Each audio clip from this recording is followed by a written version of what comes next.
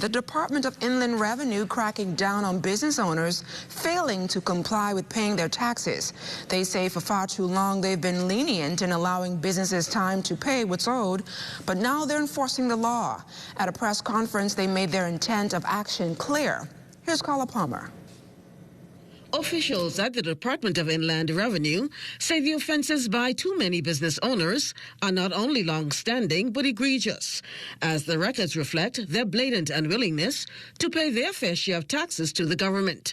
For some businesses, as long as 5 years and even more in some instances are owed in taxes. Acting Controller at the Department of Inland Revenue, Shanda Strawn, says this group of businesses are chronic in their tactics to evade the law. So if you have a business that has been operational previously, in previous years, closed, owing the government a substantial amount in the millions of dollars, then reopened in that same nature and is continuing on that trend, then it is a concern and it is something that we have to act on. It is an offense not to remit the government's revenue. We will also be looking at the Proceeds of Crime Act, right?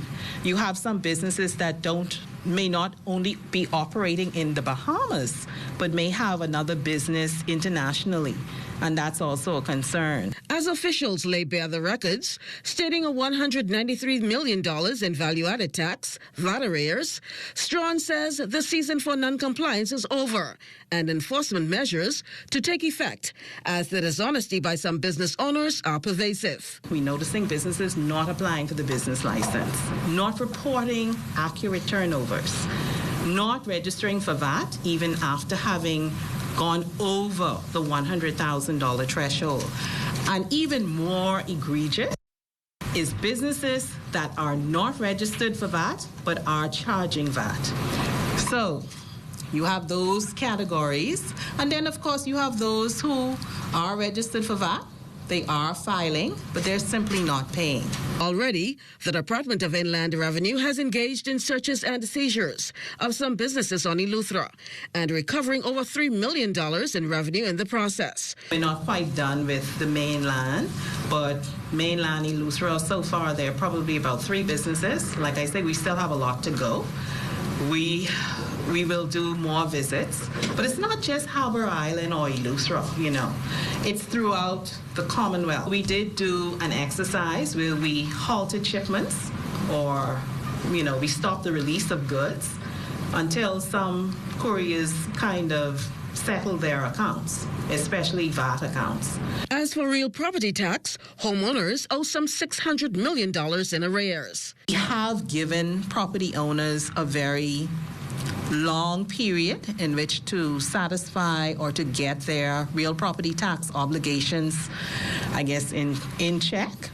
And so we are now at the point where we are moving to power of sale. So we engaged private collectors. We engaged about 10 of them so far. Now the challenge with engaging the private collectors is, according to the Public Financial Management Act, the cost is passed on to them. So it's a funny thing because they already have the large real property tax bill. And really, they can also possibly incur up to another about 37.5% of that real property tax bill if their properties are advanced to private collections. While officials have seen a decline in what's owing in VAT from $1 billion to $875 million since this administration took office, they maintain businesses operating must comply with the law. Failure to do so could end in court action with penalties of fines ranging from $50,000 to $150,000 or even jail time. Officials say they will be making recommendations to the government for stricter legislation in the coming months. For the Bahamas Tonight, I'm Carla Palmer.